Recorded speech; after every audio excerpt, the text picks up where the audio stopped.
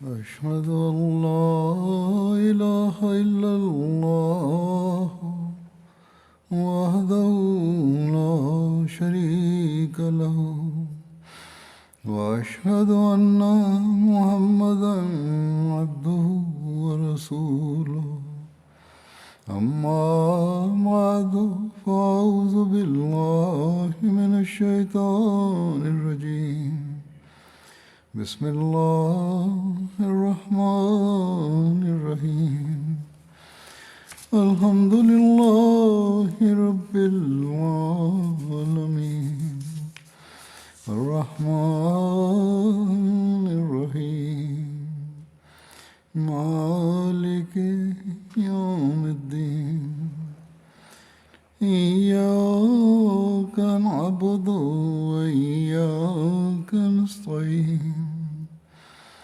اهدنا الصراط المستقيم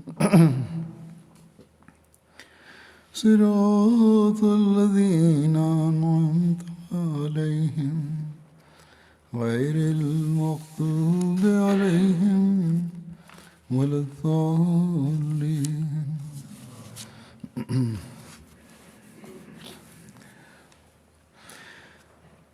دو دن پہلے 23 مارچ کا دن تھا. یہ دن جماعت میں یوم مسیح موعود کے دن سے پہچانا جاتا ہے. اس دن حضرت مسیح موعود علیہ الصلوۃ والسلام نے پہلی بیعت لی تھی. اللہ تعالیٰ کے فضل سے اس دن کے حوالے سے جماعت میں جلسے بھی منعقد کیے جاتے ہیں، جس میں حضرت مسیح موعود علیہ السلام کا دعویٰ اور زمانے کے لحاظ سے آپ کے آنے کی ضرورت، حضرت صلی اللہ علیہ وسلم کی آپ کے بارے میں پیش گوئیاں، آپ کی سیرت کے مختلف پہلو وغیرہ بیان کیے جاتے ہیں. زمانے کی ضرورت کے لحاظ سے اپنی بعثت کی اہمیت کا ایک موقع پر آپ نے یوں ذکر فرمایا کہ اس زمانے میں خدا تعالیٰ نے بڑا فضل کیا اور اپنے دین یعنی دین اسلام اور حضرت نبی کریم صلی اللہ علیہ وسلم کی تائید میں غیرت دکھا کر ایک انسان کو جو تم میں بول رہا ہے بھیجا، تاکہ وہ اس روشنی کی طرف لوگوں کو بلائے. اگر زمانے میں ایسا فتنہ و فساد نہ ہوتا اور دین کے محو کرنے کے لیے جس قسم کی کوششیں ہو رہی ہیں نہ ہوتی تو چنداں حرج نہ تھا، پھر ضرورت کوئی نہیں تھی کسی کے بھیجنے کی. لیکن اب تم دیکھتے ہو کہ ہر طرف یمین و یسار اسلام ہی کو معدوم کرنے کی فکر میں جملہ اقوام لگی ہوئی ہیں. ہر طرف دائیں بائیں جہاں دیکھو یہی ہے، اسلام کو کس طرح ختم کیا جائے. اس وقت بھی یہی حال تھا، یہی کوشش ہو رہی تھی جب آپ نے دعویٰ فرمایا، اور اب بھی یہی حال ہے. لیکن مسلمان کہلانے والوں کی اکثریت کو اس بات کی سمجھ نہیں آتی. بہرحال آپ فرماتے ہیں کہ براہین احمدیہ میں بھی میں نے ذکر کیا ہے کہ اسلام کے خلاف 6 کروڑ کتابیں تصنیف اور تالیف ہو کر شائع کی گئی ہیں. عجیب بات ہے کہ ہندوستان کے مسلمانوں کی تعداد بھی 6 کروڑ، یعنی اس وقت جب آپ نے یہ فرمایا اس میں مسلمانوں کی تعداد 6 کروڑ تھی، اور اسلام کے خلاف کتابوں کا شمار بھی اسی قدر. اگر اس زیادتی کو جو اب تک ان تسلیمات میں ہوئی ہے چھوڑ بھی دیا جائے تو بھی ہمارے مخالف ایک ایک کتاب ہر ایک مسلمان کے ہاتھ میں دے چکے ہیں پاک و ہند کے. اگر اللہ تعالیٰ کا جوش غیرت میں نہ ہوتا اور انا لہو لحافظون اس کا وعدہ صادق نہ ہوتا تو یقیناً سمجھ لو کہ اسلام آج دنیا سے اٹھ جاتا اور اس کا نام و نشان تک مٹ جاتا. مگر نہیں، ایسا نہیں ہو سکتا. خدا تعالیٰ کا پوشیدہ ہاتھ اس کی حفاظت کر رہا ہے.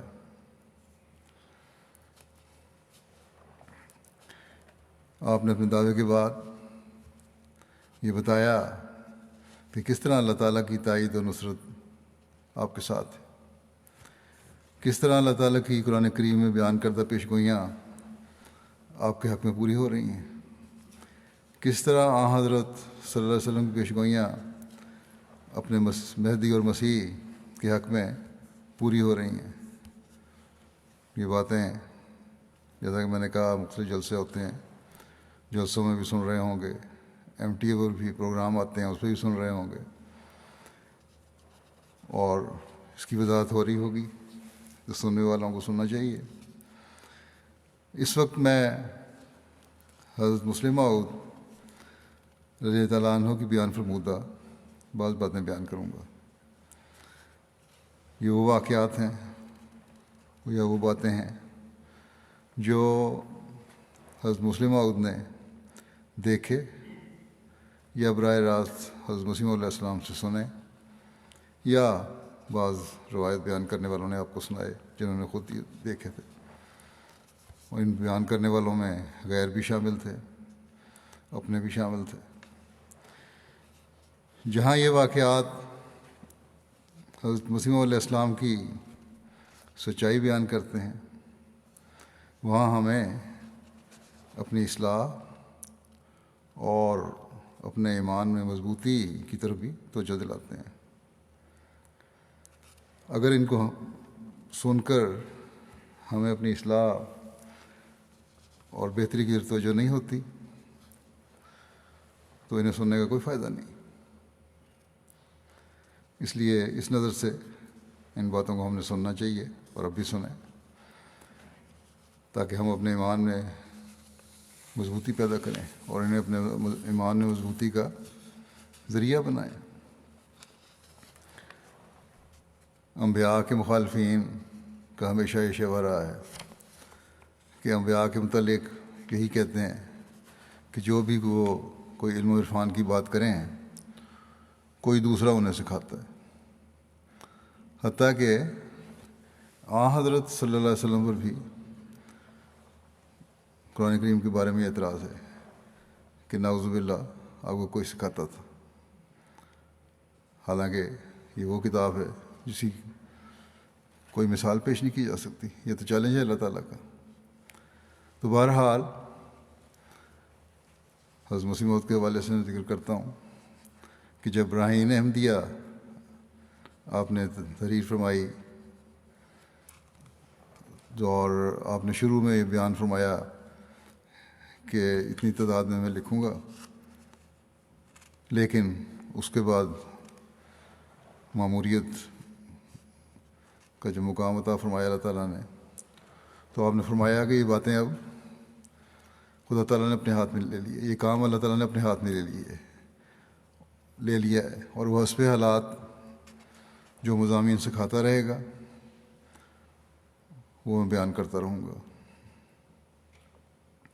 تو مخالفین نے یہ اعتراض کر دیا کہ آپ کو کوئی لکھ کر دیتا تھا اور آپ بیان کر دیتے تھے۔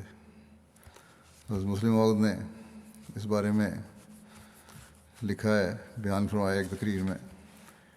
اس زمانے میں ایک اخبار ہوتا تھا ذمہ دار، اور احسان ایک دوسرا اخبار تھا، کہ یہ مخالف اخبارات یہ بھی لکھتے رہتے ہیں کہ کوئی مولوی چراغ الدین صاحب حیدرآبادی تھے، وہ حضرت مسیح علیہ السلام کو یہ مضامین لکھ کر بھیجا کرتے تھے جو آپ براہین احمدیہ میں شائع کر دیتے تھے، اور جب تک ان کی طرف سے مضامین کا سلسلہ جاری رہا آپ علیہ السلام بھی کتاب لکھتے رہے، مگر جب انہوں نے مضمون بھیجنے بند کر دیے تو آپ کی کتاب بھی ختم ہو گئی۔ مسلم فرماتے ہیں یہ سمجھ میں نہیں آتا کہ مولوی چراغ علی صاحب کو کیا ہو گیا۔ لوگ کہتے ہیں نا وہ لکھ کے دیا کرتے تھے، کیا ہو گیا انہیں کہ جو اچھا نقطہ سوچتا ہے وہ حضرت مسیح علیہ السلام کو لکھ کر بھیج دیتے اور ادھر ادھر کی معمولی باتیں اپنے پاس رکھتے۔ آخر مولوی چراغ علی صاحب مصنف ہیں، براہین احمدیہ کے مقابلے میں ان کی کتابیں رکھ کر دیکھ لیا جائے، ان کی کتابیں ہیں بعض، ان کو رکھ لو براہین احمدیہ کے مقابلے میں، کہ آیا کوئی بھی ان میں نسبت ہے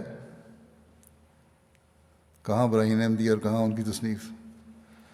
پھر وجہ کیا ہے کہ دوسروں کو تو ایسا مضمون لکھ کر دے سکتے تھے جس کی کوئی نظیر ہی نہیں ملتی، اور جب اپنے نام پر کوئی مضمون شائع کرنا چاہتے تو اس میں وہ بات ہی پیدا نہ ہوتی. بس اول تو انہیں ضرورت ہی کیا تھی کہ وہ حضرت مسیح موعود علیہ السلام کو مضمون لکھ کر بھیجتے، اور اگر بھیجتے تو عمدہ چیز اپنے پاس رکھتے اور معمولی چیز دوسرے کو دے دیتے. جیسے ذوق کے متعلق، ذوق بھی شاعر ہیں گزرے ہیں، ان کے متعلق سب جانتے ہیں کہ وہ ظفر کو نظمیں لکھ کر دیا کرتے تھے، بہادر شاہ ظفر کو. مگر دیوان ذوق اور دیوان ظفر آج کل دونوں پائے جاتے ہیں. انہیں دیکھ کر صاف نظر آتا ہے کہ ذوق کے کلام میں جو فصاحت اور بلاغت ہے وہ ظفر کے کلام میں نہیں، جسے صاف معلوم ہوتا ہے کہ اگر وہ ظفر کو کوئی چیز دیتے بھی تھے تو اپنی بچی ہوئی دیتے تھے، اعلیٰ چیز نہیں دیتے تھے. حالانکہ بادشاہ ظفر تھا. غرض ہر معمولی عقل والا انسان بھی سمجھ سکتا ہے کہ اگر مولوی چراغ علی صاحب حضرت مسیح موعود علیہ السلام کو مضامین بھیجا کرتے تھے تو انہیں چاہیے تھا کہ معرفت کے عمدہ عمدہ نقطے اپنے پاس رکھتے اور معمولی علم کی باتیں حضرت مسیح موعود علیہ السلام کو لکھ کر دیتے تھے. مگر مولوی چراغ علی صاحب کی کتابیں بھی موجود ہیں اور حضرت مسیح موعود علیہ السلام کی کتابیں بھی. انہیں ایک دوسرے کے مقابلہ میں رکھ کے دیکھ لو، کوئی بھی ان میں نسبت نہیں ہے. انہوں نے یعنی مولوی چراغ علی صاحب نے تو اپنی کتابوں میں صرف بائبل کے حوالے جمع کیے ہیں، اور حضرت مسیح موعود علیہ السلام نے قرآن کریم کے وہ معارف پیش کیے ہیں جو 1300 سال میں کسی مسلمان کو نہیں سوجھے. اور ان معارف اور علوم کا سینکڑواں بلکہ ہزارواں حصہ بھی ان کی کتابوں میں نہیں.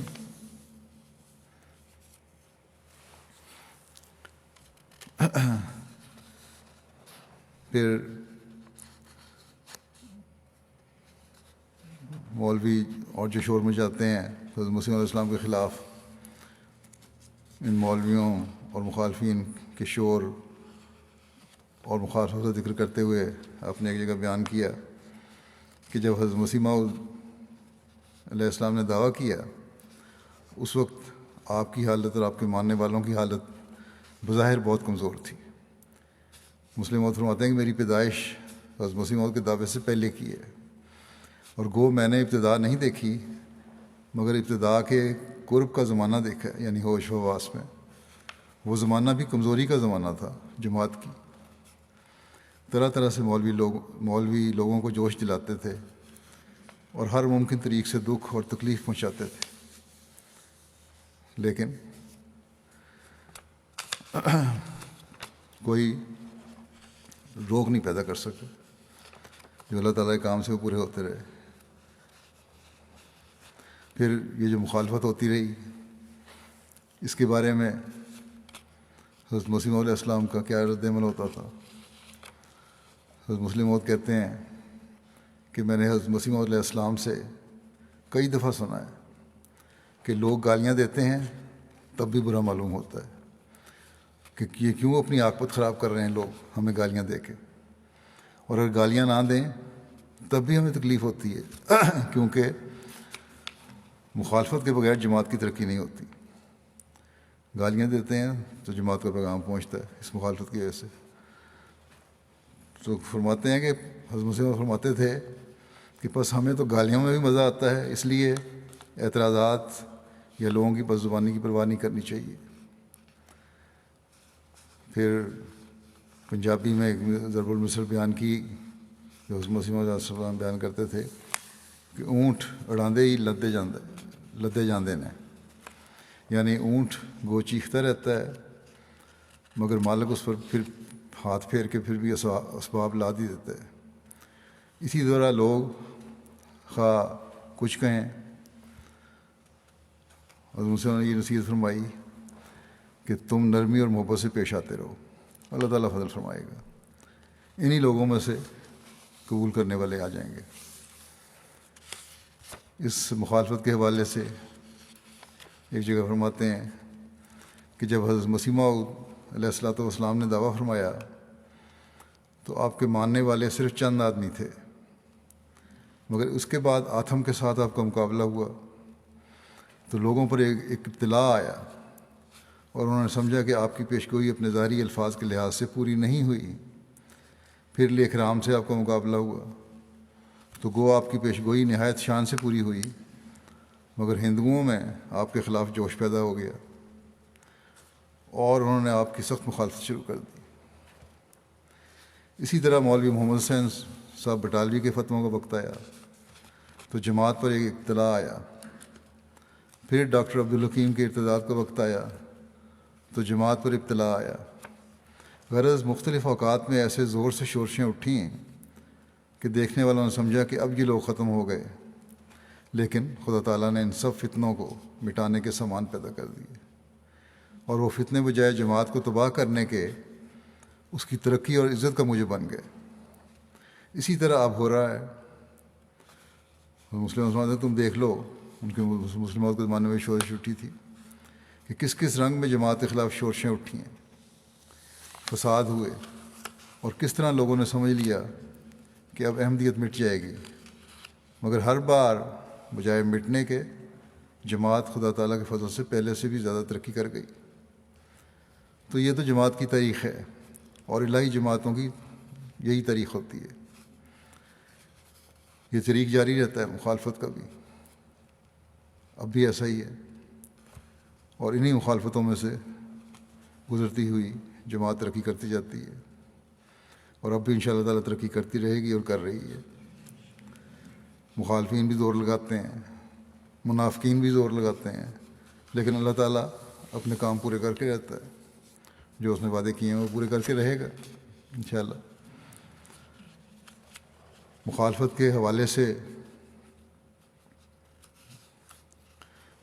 ایک تقریر میں آپ نے یہ بھی فرمایا کہ ایک پہلو تو اس کا یہ ہے کہ لوگوں کے اندر مخالفت ہوتی ہے اور مخالفت کی وجہ سے ہماری باتوں کے سننے کی طرف متوجہ نہیں ہوتے، ان کے دلوں میں غصہ پیدا ہوتا ہے، یہ چیز تو ہمارے لیے بری ہوتی ہے۔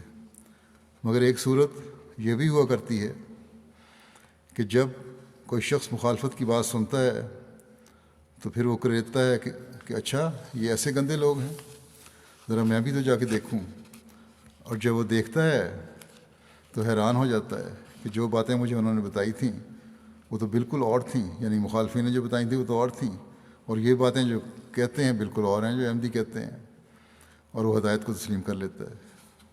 مسلم محمد فرماتے ہیں مجھے یاد ہے میں چھوٹا تھا، حضرت مسیح علیہ السلام مسجد میں تشریف رکھتے تھے، مجلس لگی ہوئی تھی، ایک صاحب رامپور سے تشریف لائے، وہ رہنے والے تو لکھنؤ یا اس کے پاس کے کسی مقام سے تھے لیکن رامپور میں رہتے تھے، چھوٹا قد تھا ان کا، دبلے پتلے آدمی تھے، ادیب بھی تھے، شاعر بھی تھے، اور ان کو محاورات اردو کی لغت لکھنے پر نواب صاحب رامپور نے مقرر کیا ہوا تھا۔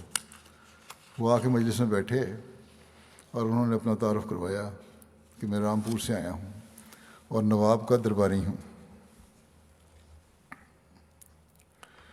حضرت مسیح علیہ السلام نے پوچھا کہ آپ کو یہاں آنے کی تحریک کس طرح ہوئی؟ انہوں نے کہا کہ میں بیعت میں شامل ہونے کے لیے آیا ہوں۔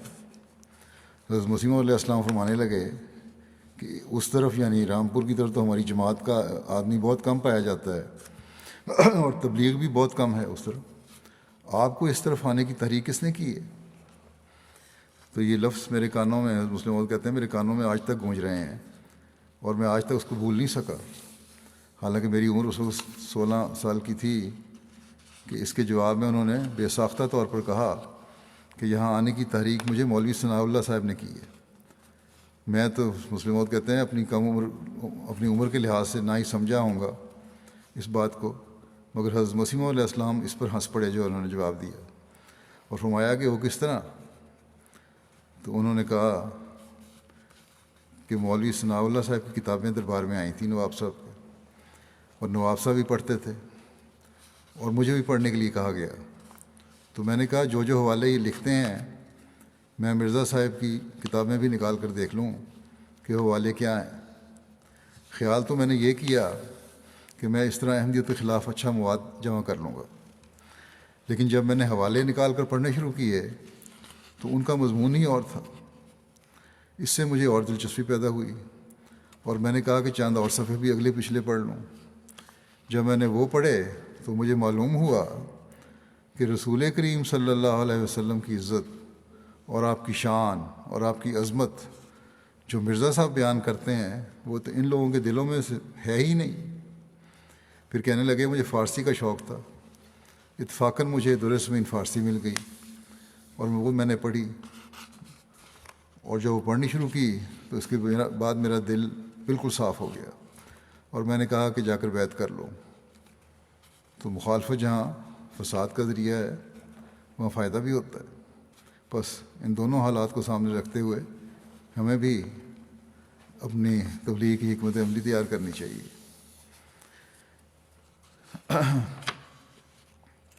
نبی کی اگر مخالفت نہ ہو تو تب بھی وہ پریشان ہو جاتے ہیں، کیونکہ مخالفت ہی ترقی کا ذریعہ ہے، جیسا کہ مسلم نے فرمایا۔ اس مضمون کو بیان کرتے ہوئے ایک جگہ مسلم بیان کرتے ہیں کہ مصری حکومت اپنے زمانے میں نہایت نامور حکومت تھی اور اس کا بادشاہ اپنی طاقت اور قوت پر ناز رکھتا تھا، یعنی فرعون کے زمانے میں۔ ایسے بادشاہ کے مقابل میں حضرت موسیٰ علیہ السلام کی کوئی حیثیت ہی نہیں تھی، مگر باوجود اس کے جب وہ بادشاہ کے پاس گئے تو گو بادشاہ نے ان کو ڈرایا دھمکایا اور انہیں اور ان کی قوم کو تباہ و برباد کر دینے کا ارادہ ظاہر کیا، اور کہا کہ اگر تم باز نہ آئے تو تمہیں بھی مٹا دیا جائے گا اور تمہاری قوم کو بھی۔ مگر حضرت موسیٰ علیہ السلام باز نہ آئے اور انہوں نے کہا جو پیغام مجھے خدا نے دینے کے لیے دیا ہے وہ میں ضرور پہنچاؤں گا، دنیا کی کوئی طاقت مجھے اس سے روک نہیں سکتی۔ یہی حال حضرت عیسیٰ علیہ السلام کا تھا، یہی حال محمد صلی اللہ علیہ وسلم کا تھا، اور ایسی ہی حالت ہم نے حضرت مسلم موعود کہتے ہیں حضرت مسیح علیہ السلام کی دیکھی ہے۔ ساری قومیں آپ کی مخالف تھیں، حکومت بھی ایک رنگ میں آپ کی مخالف ہی تھی، گو آخری زمانے میں یہ رنگ نہیں رہا۔ بہرحال قومیں آپ کی مخالف تھیں، تمام مذاہب کے پیراؤ آپ کے مخالف تھے، مولوی آپ کے مخالف تھے، گدی نشین آپ کے مخالف تھے، عوام آپ کے مخالف تھے، اور عمراء اور خواص بھی آپ کے دشمن تھے۔ غرض چاروں طرف مخالفت کا ایک طوفان برپا تھا۔ لوگوں نے آپ کو بہت کچھ سمجھایا، بعض نے دوست بن کر کہا کہ آپ اپنے دعووں میں کسی قدر کمی کر دیں، بعض نے کہا کہ اگر آپ فلاں بات چھوڑ دیں تو سب لوگ آپ کی جماعت میں شامل ہو جائیں گے، مگر آپ نے ان میں سے کسی بات کی بھی پرواہ نہ کی اور ہمیشہ اپنے دعوے کو پیش فرماتے رہے، اور اس پر شور ہوتا رہا، ماریں پڑتی رہیں، قتل ہوتے رہے، مگر باوجود ان تمام تکالیف کے اور باوجود اس کے کہ آپ کا مقابلہ ایک ایسی دنیا سے تھا جس کا مقابلہ کرنے کی ظاہری سامانوں کے لحاظ سے آپ میں قطعاً طاقت نہ تھی، پھر بھی آپ نے مقابلے کو جاری رکھا۔ بلکہ مجھے خوب یاد ہے، میں نے متعدد بار حضرت مسیح علیہ السلام سے سنا کہ نبی کی مثال تو ویسی ہی ہوتی ہے جیسی لوگ کہتے ہیں کہ گاؤں میں ایک عورت تھی مجذوب سی، جب وہ باہر نکلتی تو چھوٹے چھوٹے لڑکے اکٹھے ہو کر اسے چھیڑنے لگ جاتے، اس کے ساتھ مذاق کرتے، اسے تنگ کرتے، دگ کرتے اور اسے بار بار تنگ کرتے۔ وہ بھی مقابلے میں ان لڑکوں کو گالیاں دیتی اور بد دعائیں دیتی۔ آخر ایک دن گاؤں والوں نے آپس میں مشورہ کیا کہ یہ عورت مظلوم ہے اور ہمارے لڑکے اسے ناحق تنگ کرتے رہتے ہیں، مظلومیت کی حالت میں یہ انہیں بد دعائیں دیتی ہے، کہیں ایسا نہ ہو کہ اس کی بد دعائیں کوئی رنگ لائیں۔ ہمیں چاہیے کہ اپنے لڑکوں کو روک لیں تاکہ نہ وہ اسے تنگ کریں اور نہ یہ بد دعائیں دے۔ چنانچہ اس مشورے کے بعد انہوں نے فیصلہ کیا کہ کل سے سب گاؤں والے اپنے لڑکوں کو گھروں میں بند رکھیں اور انہیں باہر نہ نکلنے دیں۔ چنانچہ دوسرے دن سب لوگوں نے اپنے لڑکوں سے کہہ دیا کہ آج سے باہر نہیں نکلنا، اور مزید احتیاط کے طور پر انہوں نے باہر کے دروازوں کی زنجیریں لگا دیں۔ جب دن چڑھا اور وہ پاگل عورت حسب معمول اپنے گھر سے نکلی تو کچھ عرصے تک وہ ادھر ادھر گلیوں میں پھرتی رہی، کبھی ایک گلی میں جاتی اور کبھی دوسری گلی میں، مگر اسے کوئی لڑکا نظر نہ آتا۔ پہلے تو یہ حالت ہوا کرتی تھی کہ کوئی لڑکا اس کے دامن کو گھسیٹ رہا ہے، کوئی اسے چٹکی کاٹ رہا ہے، کوئی اسے دھکا دے رہا ہے، کوئی اس کے ہاتھوں کے ساتھ چمٹا ہوا ہے اور کوئی اسے مذاق کر رہا ہے، مگر آج اسے کوئی لڑکا دکھائی نہ دیا۔ دوپہر تک تو اس نے انتظار کیا، مگر جب دیکھا کہ اب تک کوئی لڑکا اپنے گھر سے نہیں نکلا تو وہ دکانوں پر گئی اور ہر دکان پر جا کر کہتی کہ آج تمہارا گھر گر گیا ہے، بچے مر گئے ہیں، اگر ہوا کیا ہے کہ وہ نظر نہیں آتے۔ تھوڑی دیر کے بعد جب اس طرح اس نے ہر دکان پر جا کر یہ کہنا شروع کیا تو لوگوں نے کہا کہ گالیاں تو اس طرح بھی ملتی ہیں، بددعائیں تو اب بھی دے رہی ہے، اور اس طرح بھی ملتی ہیں جو لڑکے چھیڑتے ہیں، تو چھوڑو بچوں کو، ان کو قید کیوں کر رکھا ہے۔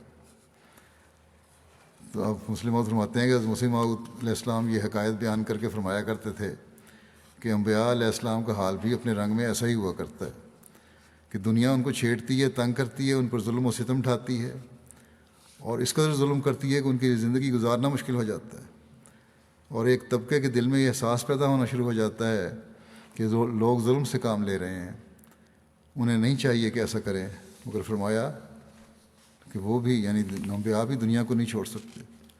جب دنیا ان کو نہیں ستاتی تو وہ خود اس کو جھنجھوڑتے ہیں اور بیدار کرتے ہیں، پیغام دیتے ہیں، کوئی بات بتاتے ہیں، تبلیغ کی طرف توجہ کرتے ہیں زیادہ، تاکہ دنیا ان کی طرف متوجہ ہو اور ان کی باتوں کو سنیں۔ پھر انبیاء میں سختی کے بارے میں کہا جاتا ہے کہ انبیاء سختی کیوں کرتے ہیں، تو اس بارے میں بھی آپ نے بیان فرمایا کہ انبیاء کی سختی اپنی ذات کے لیے نہیں ہوتی، بلکہ اللہ تعالیٰ کے مقام کو قائم کرنے کے لیے اگر کبھی سختی دکھاتے ہیں اور غیرت دکھاتے ہیں تو وہ ہوتی ہے، اپنی ذات کے لیے تو بالکل عاجزی ہوتی ہے ان میں۔ اس بارے میں حضرت مسیح علیہ السلام کو ایک واقعہ بیان کرتے ہیں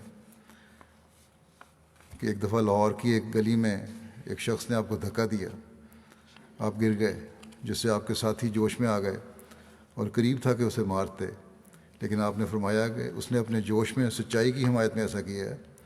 یہ شخص جو ہے یہ تو یہی سمجھا نا مولویوں کی باتیں سن کے کہ مرزا صاحب جھوٹے ہیں تو میں اپنا بدلہ لوں، تو اس نے تو سچائی کی وجہ سے یہ کیا ہے، اسے کچھ نہ کہو۔ بس انبیاء اپنے نفس کے سوال کی وجہ سے نہیں بولتے، بلکہ خدا کی عزت کے قیام کے لیے بولتے ہیں۔ تو یہ نہیں خیال کرنا چاہیے کہ اللہ تعالیٰ کے نبی بھی ایسا کرتے ہیں، یعنی اگر وہ سختی کریں کبھی، ان میں اور عام لوگوں میں بڑا فرق ہوتا ہے۔ وہ خدا تعالیٰ کے لیے کرتے ہیں اور عام لوگ اپنے لیے کرتے ہیں۔ بس اگر کسی شخص کو یہ احساس پیدا ہو جائے، پھر آگے ہم نصیحت فرما رہے ہیں کہ میں واقعہ میں کمزور ہوں، تو ایسا انسان گمراہ ہو نہیں سکتا، وہ اپنی کمزوری کی طرف نظر رکھے گا، اللہ تعالیٰ سے مدد مانگے گا۔ انسان گمراہ اس وقت ہوتا ہے جب وہ یقین رکھتا ہے کہ میں حق پر ہوں، اور پھر اس تکبر ظاہر ہوتا ہے اس پہ۔ بس ہمیں انبیاء کے اسوہ کو دیکھتے ہوئے ہمیشہ عاجزی کا اظہار کرتے رہنا چاہیے، اور یہی گناہ سے بچنے کا بھی ذریعہ ہے۔ اس بارے میں حضرت مسیح علیہ السلام کا ایک اور حوالہ ہے۔ حضرت مسیح علیہ السلام حضرت معاویہ کی نماز کا واقعہ بیان فرمایا کرتے تھے کہ ان سے ایک مرتبہ فجر کی نماز قضا ہو گئی، لیکن وہ اس غلطی کے نتیجے میں نیچے نہیں گرے بلکہ ترقی کی۔ شیطان نے ان پہ قابو نہیں پا لیا، بلکہ اللہ کے قرب حاصل کرنے کی کوشش کی۔ بس جو گناہ کا احساس کرتا ہے وہ گناہ سے بچتا ہے، اور جب گناہ کا احساس نہیں رہتا تو انسان معصیت میں مبتلا ہو جاتا ہے۔ بس مومن کو اہدنا الصراط المستقیم پر غور کرنا چاہیے اور سمجھنا چاہیے کہ وہ خطرات سے محفوظ نہیں ہوا، صرف اسی وقت محفوظ ہو سکتا ہے جب کہ خدا کی آواز اسے کہہ دے۔ بس انسان کو اپنے نفس کی کمزوری کا محاسبہ کرنا چاہیے۔ ایسے شخص کے لیے روحانیت کے دروازے کے راستے کھل جاتے ہیں جو اپنا محاسبہ کرتا رہتا ہے۔ جو ایسا نہیں کرتا اس کے لیے روحانیت کے راستے مسدود ہو جاتے ہیں، اور ایسا انسان پھر گمراہ ہو جاتا ہے۔ ایک جگہ فرماتے ہیں کہ بغیر محنت دینی یا محنت دنیاوی کے کوئی انسان عزت حاصل نہیں کر سکتا۔ حضرت مسیح علیہ السلام فرمایا کرتے تھے کہ ہمارے زمانے میں تمام عزت خدا نے ہمارے سے وابستہ کر دی ہے، اب عزت پانے والے یا ہمارے مرید ہوں گے یا ہمارے مخالف ہوں گے۔ عزت پانے والے لوگوں کو دیکھ لو، یا تو وہی لوگ عزت پائیں گے جو مسیح موعود کو ماننے والے ہیں، یا وہ جو مخالفت کرنے والے ہیں، دینی لحاظ سے جو اپنے آپ کو سمجھتے ہیں۔ چنانچہ فرماتے تھے، حضرت مسیح علیہ السلام فرماتے تھے کہ مولوی ثناء اللہ صاحب کو دیکھ لو، وہ کوئی بڑے مولوی نہیں، ان جیسے ہزاروں مولوی پنجاب اور ہندوستان میں پائے جاتے ہیں۔ ان کو اگر اعزاز حاصل ہے تو ہماری مخالفت کی وجہ سے۔ وہ لوگ خواہ اس امر کا اقرار کریں یا نہ کریں، مگر واقعہ یہی ہے کہ آج ہماری مخالفت میں عزت ہے یا ہماری تائید میں۔ گویا اصل مرکزی وجود ہمارا ہی ہے، اور مخالفین کو بھی اگر عزت حاصل ہوتی ہے تو ہماری وجہ سے ہوتی ہے۔ بس یہی ہم آج بھی دیکھتے ہیں۔ اگر مولویوں کی روٹی چل رہی ہے یا انہیں کرسی مل رہی ہوئی ہے تو احمدیت کی مخالفت کی وجہ سے ہے۔ اور اب تو سیاستدان بھی بعض ملکوں میں، خاص طور پر پاکستان میں، احمدیت کی مخالفت کی وجہ سے اپنی سیاست چمکانے کی کوشش کرتے ہیں تاکہ ان کی کرسی قائم رہے۔ حضرت مسیح علیہ السلام کے خلاف جو سازشیں ہوئیں ان کا ذکر کرتے ہوئے بیان کرتے ہیں کہ حضرت مسیح علیہ السلام کے خلاف بھی لوگوں نے سازشیں کیں، قتل کے مقدمات دائر کیے، مگر اللہ تعالیٰ نے ہمیشہ مخالفین کو اپنے مقاصد میں نامراد رکھا۔ ایسے ہی اقدام قتل کے مقدمے میں مولوی محمد حسین بٹالوی حضرت مسیح علیہ السلام کے خلاف عدالت میں گواہی دینے کے لیے آیا، اور اس امید پر آیا کہ مرزا صاحب کو ہتھکڑی اگر نہ لگی ہوگی تو عدالت میں نعوذ باللہ ذلیل حالت میں کھڑے ہوں گے، مگر باوجود اس کے کہ وہ انگریز ڈپٹی کمشنر جس کے سامنے مقدمہ پیش تھا اور وہ ہمارے سلسلے کا مخالف بھی تھا، اور اس نے ضلع میں تعینات ہوتے ہی کہا تھا کہ یہ شخص یعنی حضرت مسیح علیہ السلام جو ہمارے یسوع مسیح کی حد تک کرتا ہے، ان کو کہتا ہے کہ وہ فوت ہو گئے، اب تو بچا ہوا ہے، اب تک بچا ہوا ہے، اسے سزا کیوں نہیں دی جاتی؟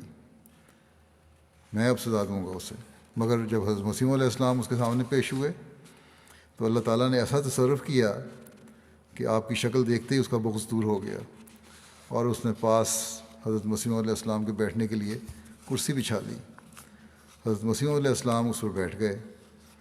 مولوی محمد حسین صاحب بٹالوی جو آیا ہی اس لیے تھا کہ آپ کو ذلت کی حالت میں دیکھے، اس نے جب دیکھا کہ آپ کرسی پر بیٹھے ہوئے ہیں تو برداشت نہ کرتے اس نے کپتان ڈگلس ڈپٹی کمشنر سے سوال کیا کہ مجھے بھی کرسی دی جائے۔ اس نے یہ خیال کیا، مولوی محمد حسین نے یہ خیال کیا کہ جب مجرم کے لیے کرسی بچھائی جاتی ہے تو گواہ کو کیوں کرسی نہیں ملے گی؟ مگر کپتان ڈگلس نے جب یہ بات سنی تو اسے سخت غصہ آیا، اور اس نے غضبناک ہو کر کہا کہ تجھے کرسی نہیں ملے گی۔ مولوی محمد حسین صاحب نے کہا میرے باپ کو لاٹ صاحب کے دربار میں کرسی ملا کرتی تھی، مجھے بھی کرسی دی جائے، میں اہل حدیث کا ایڈوکیٹ ہوں اور میرا حق ہے کہ مجھے کرسی ملے۔ تب کپتان ڈگلس نے کہا کہ بک بک مت کر اور پیچھے ہٹ اور سیدھا کھڑا ہو جا۔ اب بجائے اس کے کہ وہ حضرت مسیح علیہ السلام کی تذلیل دیکھتا، خدا تعالیٰ نے اسے ذلیل کر دیا۔ پھر یہ تو کمرے کے اندر کا واقعہ ہے، عدالت کے کمرے میں جب مولوی صاحب باہر نکلے تو لوگوں کو یہ دکھانے کے لیے کہ گویا اندر بھی انہیں کرسی ملی ہے، برآمدے میں ایک کرسی پڑی تھی، اس پر بیٹھ گئے۔ لیکن چونکہ نوکر وہی کرتے ہیں جو وہ اپنے آقا کو کرتے دیکھتے ہیں، چپڑاسی نے جب دیکھا کہ مولوی صاحب کو اندر تو کرسی نہیں ملی اور اب برآمدے میں کرسی پر آ بیٹھے ہیں، تو اسے خیال آیا کہ اگر صاحب بہادر نے دیکھ لیا تو مجھ پر ناراض ہوگا۔ وہ دوڑا دوڑا آیا اور کہنے لگا آپ کو یہاں پر بیٹھنے کا حق نہیں، اٹھ جائیے۔ اس طرح باہر کے لوگوں نے بھی دیکھ لیا کہ مولوی صاحب کی عدالت میں کتنی عزت ہوئی ہے۔ مولوی صاحب اس پر غصے میں جل بھون کر آگے بڑھے تو کسی شخص نے زمین پر چادر بچھائی ہوئی تھی، اس پر بیٹھ گئے، مگر اتفاق کی بات ہے کہ چادر والا بھی جھٹ آ پہنچا اور کہنے لگا کہ میری چادر چھوڑ دو، یہ تمہارے بیٹھنے سے پلید ہوتی ہے کیونکہ تم ایک مسلمان کے خلاف عیسائیوں کی طرف سے عدالت میں گواہی دینے آئے ہو۔ تو یاد رکھو کہ اللہ تعالیٰ کی طرف سے جب نصرت آتی ہے تو کوئی شخص اسے روک نہیں سکتا۔ پولیس کے افسر اور سپاہی کیا بڑے سے بڑے آدمی کی زندگی کوئی اعتبار نہیں، اور ایک سیکنڈ میں اللہ تعالیٰ دشمنوں کو ہلاک کر سکتا ہے۔ بس اللہ تعالیٰ کے حضور جھکو اور اس سے دعائیں کرو۔ ہاں، مومنوں کے لیے ابتلاؤں کا آنا بھی مقدر ہوتا ہے، اگر صبر سے کام لوگے اور دعائیں کرو گے تو اللہ تعالیٰ ان ابتلاؤں کو دور کر دے گا۔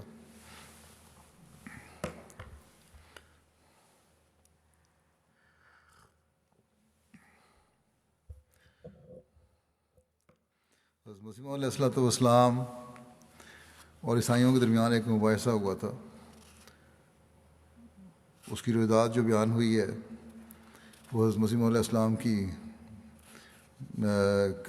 کتب میں جنگ مقدس کے نام سے شامل ہے۔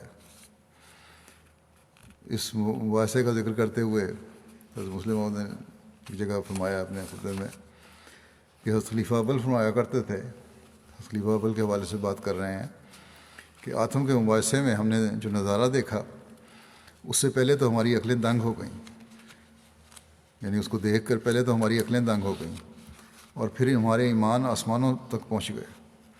فرماتے تھے حضرت خلیفہ اول کہ جب عیسائی مباحثے سے تنگ آ گئے اور انہوں نے دیکھا کہ ہمارا کوئی داؤ نہیں چلا تو چند مسلمانوں کو اپنے ساتھ ملا کر انہوں نے ہنسی کرنے کے لیے یہ شرارت کی کہ کچھ اندھے، کچھ بہرے اور کچھ لولے اور کچھ لنگڑے بلا لیے اور انہیں مباحثے سے پہلے ایک طرف بٹھا دیا۔ جب حضرت مسیح موعود علیہ السلام تشریف لائے تو جھٹ انہوں نے اندھوں، بہروں اور لولوں لنگڑوں کو آپ کے سامنے پیش کر دیا اور کہا کہ باتوں سے جھگڑے طے نہیں ہوتے۔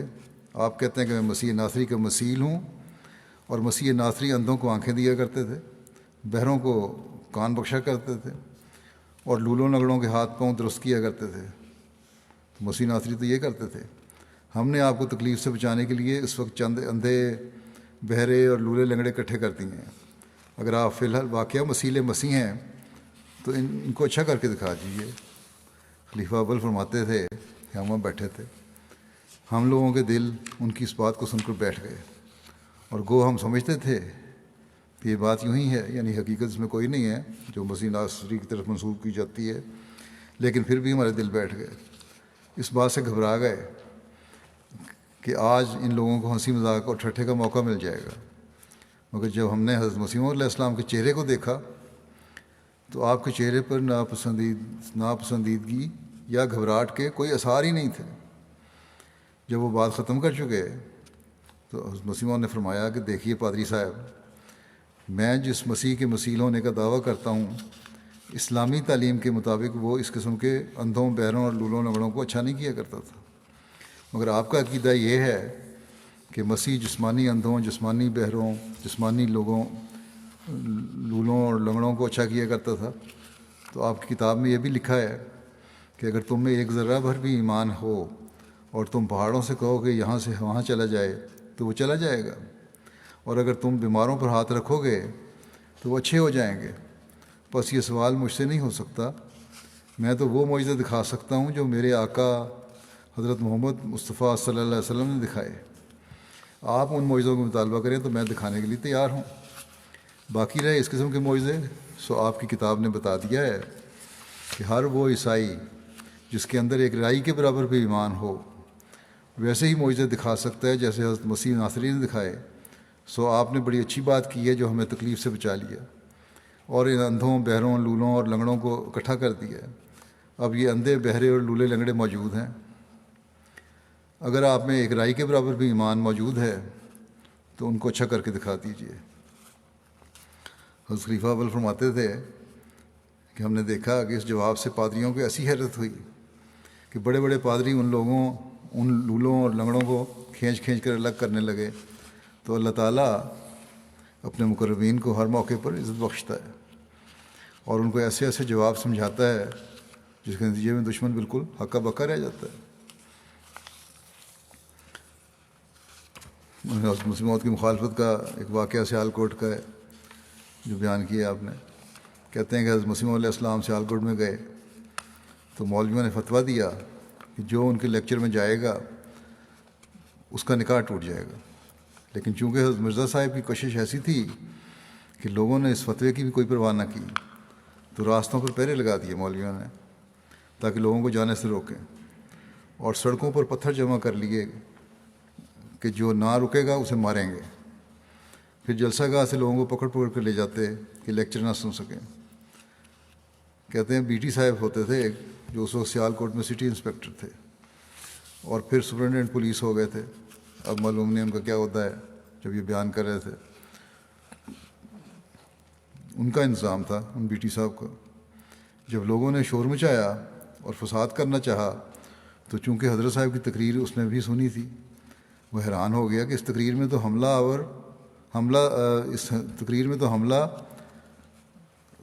آریوں اور عیسائیوں پر کیا گیا ہے، اور جو کچھ مرزا صاحب نے کہا ہے اگر وہ مولویوں کے خیالات کے خلاف بھی ہو تو بھی اس سے اسلام پر کوئی اعتراض نہیں آتا. یہ تو عیسائیوں کے خلاف باتیں ہو رہی ہیں، اور اگر باتیں سچی ہیں تو اسلام کو سچا ہونا ثابت ہوتا ہے.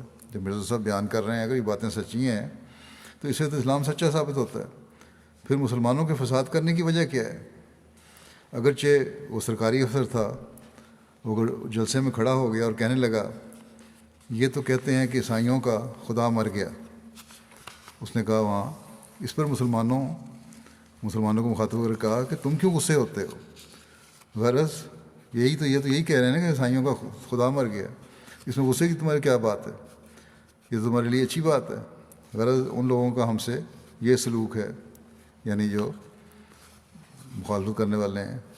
اور بادی نظر میں یہی نظر آتا ہے کہ اگر ان میں سے لوگ آریوں میں جاتے ہیں تو ہمیں کیا، مگر اصل بات یہ ہے یعنی کہ مسلمانوں میں سے اگر کوئی آریوں میں چلا جائے تو کوئی فرق نہیں پڑتا مسلمانوں کو. لیکن مرزا صاحب کی بات کوئی نہ سنے. اور فرماتے ہیں اصل بات یہ ہے کہ یہ خیال غلط ہے. مسیح موعود علیہ السلام نے متعلق ہمیں فرق پڑتا ہے اگر مسلمانوں میں سے کوئی اپنا مذہب بدلتا ہے تو. فرماتے ہیں کہ مسیح علیہ السلام فرمایا کرتے تھے کہ اے دل تو نیز خاطر اینا نگاہ دار کا آخر کنن دعوائے حب پیغمبرم. اے دل تو ان لوگوں کا لحاظ رکھ، کیونکہ آخر یہ پیغمبر میرے پیغمبر کی محبت کا دعویٰ کرتے ہیں. اس لیے ہمیں تو بہرحال درد ہو ان کے کسی دین بدلنے کا یا مذہب بدلنے کا یا بگڑنے کا. ایک دفعہ مسیح علیہ السلام سے ایک شخص نے کہا کہ میں آپ کا بہت مداح ہوں، لیکن ایک بہت بڑی غلطی آپ سے ہوئی ہے. آپ جانتے ہیں کہ علماء کسی کی بات نہیں مانا کرتے، کیونکہ وہ جانتے ہیں اگر مان لی تو ہمارے لیے موجب حد تک ہوگی. لوگ کہیں گے یہ بات فلاں کو سوجی انہیں نہ سوجی، اس لیے ان سے منوانے کا یہ طریقہ ہے کہ ان کے منہ سے ہی بات نکلوائی جائے. جب آپ کو وفات مسیح کا مسئلہ معلوم ہوا تھا تو آپ کو چاہیے تھا کہ چیدہ علماء کی دعوت کرتے اور ایک میٹنگ کر کے یہ بات ان کے سامنے پیش کرتے کہ عیسائیوں کو حیات مسیح کے عقیدے سے بہت مدد ملتی ہے اور وہ اعتراض کر کے اسلام کو نقصان پہنچا رہے ہیں. وہ کہتے ہیں کہ تمہارا نبی فوت ہو گیا اور ہمارے مذہب کا بانی آسمان پر ہے، اس لیے وہ افضل ہے بلکہ خود خدا ہے. اس کا جواب دیا جائے.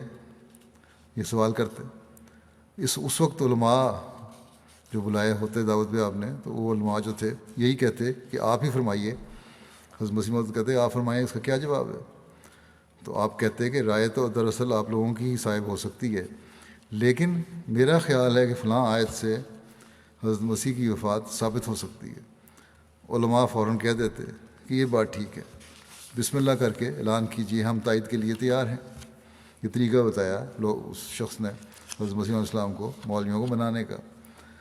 پھر کہتا ہے کہ پھر اسی طرح یہ مسئلہ پیش ہو جاتا کہ حدیثوں میں مسیح کی دوبارہ آمد کا ذکر ہے، مگر جب مسیح علیہ السلام فوت ہو گئے تو اس کا کیا مطلب سمجھ جائے گا. اس پر کوئی عالم آپ کو متعلق کہہ دیتا کہ آپ ہی مسیح ہیں، اور تمام علماء نے اس پر مہر تصدیق ثبت کر دینی تھی. یہ تجویز سن کر حضرت مسیح علیہ السلام نے فرمایا کہ اگر میرا دعویٰ انسانی چال سے ہوتا تو میں بے شک ایسا ہی کرتا، مگر یہ خدا کے حکم سے تھا. خدا نے جس طرح سمجھایا اسی طرح میں نے کیا. تو چالیں اور فریب انسانی چالوں کے مقابلے میں ہوتے ہیں. خدا تعالیٰ کی جماعتیں ان سے ہرگز نہیں ڈر سکتی. یہ ہمارا کام نہیں ہے، خدا تعالیٰ کا کام ہے، وہ اس پیغام کو پہنچائے گا. چاند اور سورج گرہن کا واقعہ ہماری جماعت کا مشہور واقعہ ہے. اس بارے میں بھی ایک مخالف مولوی جو غالباً گجرات کا رہنے والا تھا، ہمیشہ لوگوں سے کہتا رہتا تھا کہ مرزا صاحب کے دعویٰ سے بالکل دھوکہ نہ کھانا۔ حدیثوں میں صاف لکھا ہے کہ مہدی کی علامت یہ ہے کہ اس کے زمانے میں سورج اور چاند کو رمضان کے مہینے میں گرہن لگے گا۔ جب تک یہ پیش گوئی پوری نہ ہو اور سورج اور چاند کو رمضان کے مہینے میں گرہن نہ لگے، ان کے دعوے کو ہرگز سچا نہیں سمجھنا۔ اتفاق کی بات کہ وہی زندہ ہی تھا کہ سورج اور چاند کے گرہن کی پیش گوئی پوری ہو گئی۔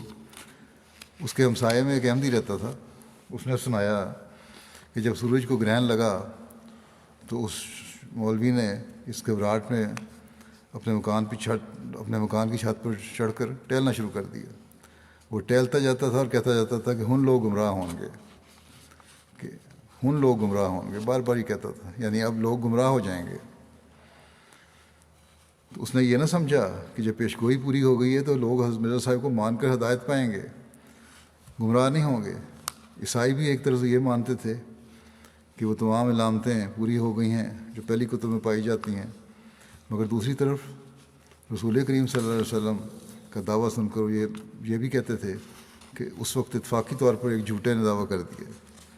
جیسے مسلمان کہتے ہیں علامتیں پوری ہو گئی ہیں، مگر اتفاق کی بات یہ ہے کہ اس وقت ایک جھوٹے نے دعویٰ کر دیا۔ یہی مسلمانوں کی حالت ہے اب۔ مگر عجیب بات یہ ہے کہ ایسا اتفاق ایک جھوٹے کو ہی نصیب ہوتا ہے، سچے کو نصیب نہیں ہوتا۔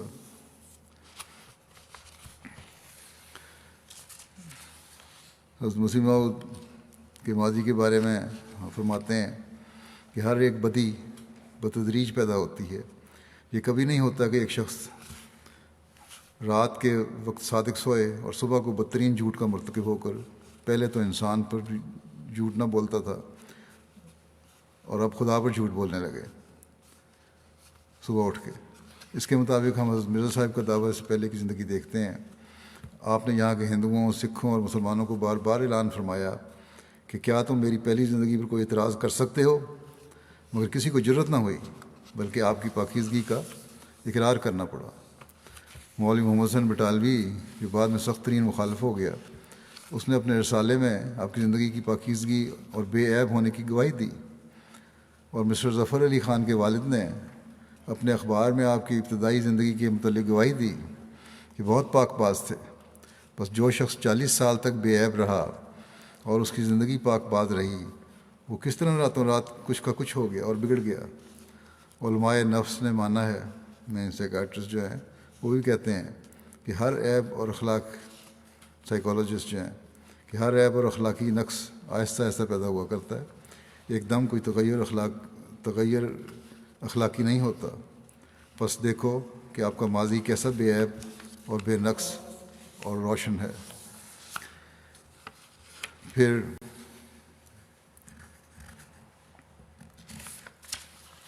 اللہ تعالیٰ حضرت مسیح علیہ السلام کس طرح نصرت فرماتا رہا، اس بارے میں دیکھتے ہیں ہم۔ آپ لکھتے ہیں کہ جو خدا کا رسول ہو اس کے ساتھ خدا کی نصرت ہوتی ہے، اگر نصرت نہیں تو وہ خدا کا مرسل اور رسول نہیں۔ لوگ قریب ہوتے ہیں کہ اس کو ہلاک کر دیں، مگر خدا کی نصرت آتی ہے اور اس کو کامیاب کرتی ہے اور اس کے دشمنوں کے منصوبوں کو خاک میں ملا دیتی ہے۔ یہی معاملہ حضرت مسیح علیہ السلام کے مقابلے میں ہوا۔ آپ کو طرح طرح سے مارنے کی کوشش کی گئی، لوگ مارنے پر متعین ہوئے، جن کا علم ہو گیا وہ اپنے ارادے میں ناکام ہوئے۔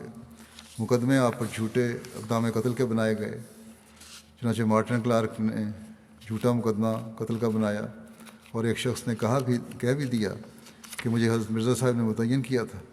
مجسٹریٹ وہ جو اس دعوے کے ساتھ آیا تھا کہ اس مدعی مہدویت و مسیحیت کو اب تک کسی نے پکڑا کیوں نہیں، میں پکڑوں گا۔ مگر جب مقدمہ ہوتا ہے تو وہی مجسٹریٹ کہتا ہے کہ میرے نزدیک یہ جھوٹا مقدمہ ہے۔ بار بار اس نے یہی کہا، اور آخر اس شخص کو عیسائیوں سے علیحدہ کر کے پولیس افسر کے ماتحت رکھا گیا، اور وہ شخص رو پڑا اور اس نے بتا دیا کہ مجھے عیسائیوں نے سکھایا تھا اور خدا نے اس جھوٹے الزام کے قلع کما کر دیا۔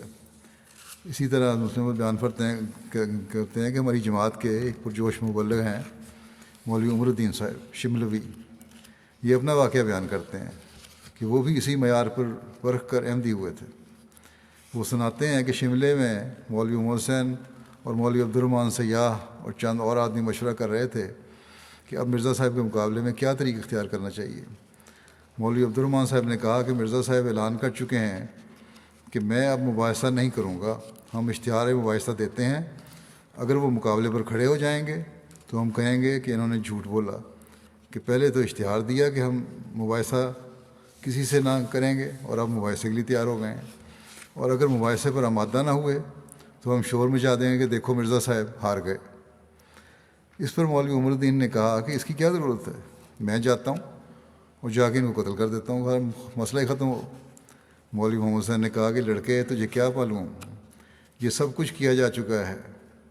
مولوی عمر الدین صاحب کے دل میں یہ خیال بات بیٹھ گئی کہ جس کی خدا اتنی حفاظت کر رہا ہے وہ خدا ہی کی طرف سے ہوگا۔ اس لڑکے تو تھے پر انہوں نے کہا کہ اتنی حفاظت اللہ تعالیٰ کر رہا ہے کہ اتنے تدبیروں کے باوجود بچ رہے ہیں تو پھر خدا ہی کی طرف سے آئیے۔ انہوں نے جب بیعت کر لی تو واپس جاتے ہوئے مولوی محمد حسین بٹالوی ان کو اسٹیشن پہ ملے، کہا تو کدھر؟ تو انہوں نے کہا کہ قادیان بیعت کر کے آیا ہوں۔ مولوی محمد حسین نے کہا کہ تو بڑا شریر ہے، تیرے باپ کو لکھوں گا۔ تو انہوں نے جواب دیا کہ مولوی صاحب یہ تو آپ ہی کے ذریعے سے ہوا ہے جو کچھ ہوا ہے، بس مخالف اس کو مارنا چاہتے ہیں اللہ تعالیٰ کے پیارے کو، اور وہ بچایا جاتا ہے۔ خدا اس کی اپنی تازہ علم سے نصرت کرتا ہے اور ہر میدان میں اس کو عزت دیتا ہے۔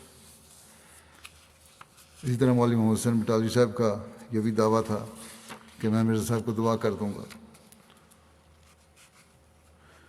مولوی محمد حسین بٹالوی صاحب حضرت مسیح علیہ السلام کے جوانی کے دوست تھے اور آپ سے تعلق رکھنے والے تھے اور ہمیشہ آپ کے مضامین کی تعریف کیا کرتے تھے۔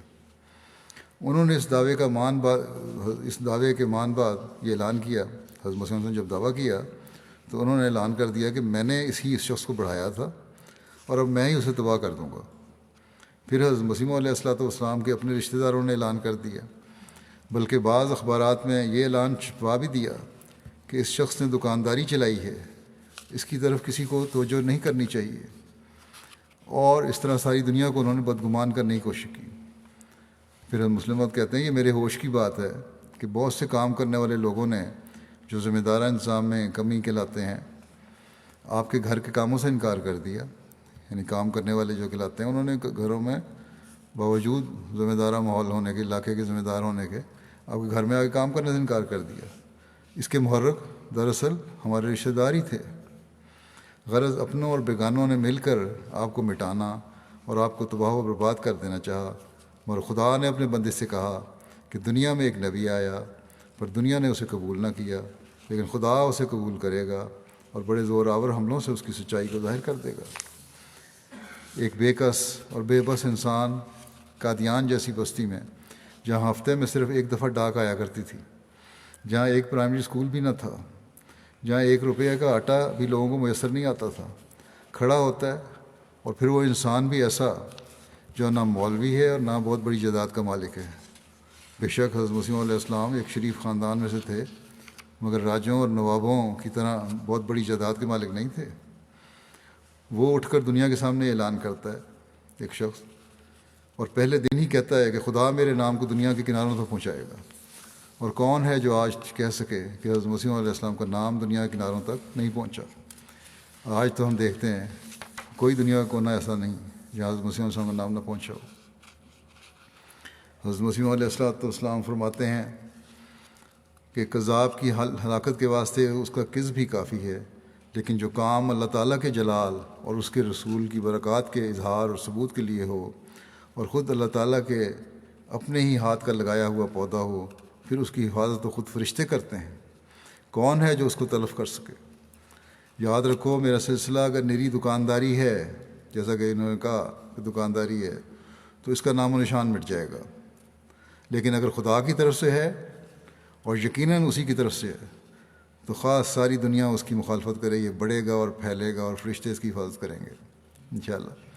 اگر ایک شخص بھی میرے ساتھ نہ ہو اور کوئی بھی مدد نہ دے تب بھی میں یقین رکھتا ہوں کہ سلسلہ کامیاب ہوگا انشاءاللہ۔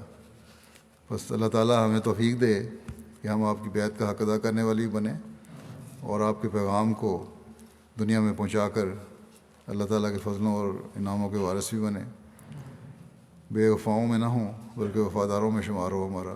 اللہ تعالیٰ اس کی ہمیں توفیق دے۔ اس کے آج میں ایک ویب سائٹ کا بھی لانچ کروں گا، اعلان کروں گا۔ یہ بھی تبلیغ کا ذریعہ ہے دنیا کے کناروں تک حضرت مسلم کو پیغام پہنچانے کا۔ یہ کردش زبان میں جماعتی ویب سائٹ ہے، islamehamdiya.krd۔ اس ویب سائٹ کی نگرانی ڈاکٹر اسماعیل محمد صاحب کر رہے ہیں، جس کے ساتھ کردش جماعت کے ممبران کی ایک ٹیم بھی ہے۔ اس ویب سائٹ کا مقصد کردش زبان جاننے والے قارئین کو یہ موقع فراہم کرنا ہے کہ وہ پہلی بار احمدیہ جماعت کے عقائد کو اپنی زبان میں خود پڑھ سکیں۔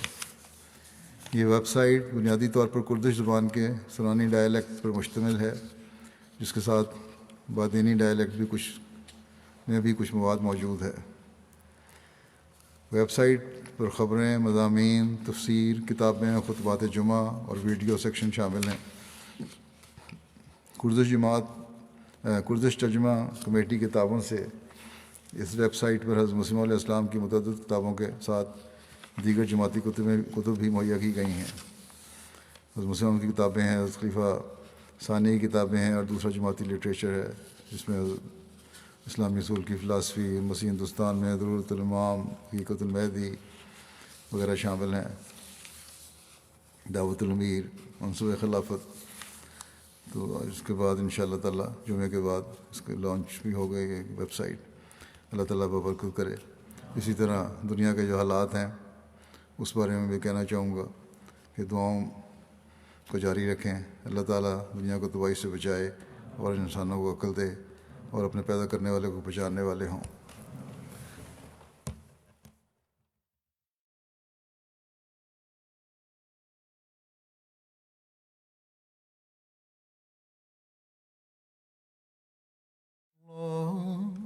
الحمد لله نحمده ونستعينه ونستغفره ونؤمن به ونتوكل عليه ونعوذ بالله من شرور أنفسنا ومن سيئات أعمالنا من يهده الله فلا مضل له ومن يضلل فلا هادي له ونشهد أن لا إله إلا الله ونشهد أن محمدا عبده ورسوله عباد الله رحمكم الله إن الله يأمر بالعدل والإحسان وإيتاء ذي القربى وينهى عن الفحشاء والمنكر والبغي يعظكم لعلكم تذكرون اذكروا الله يذكركم وادعوه يستجب لكم ولذكر الله أكبر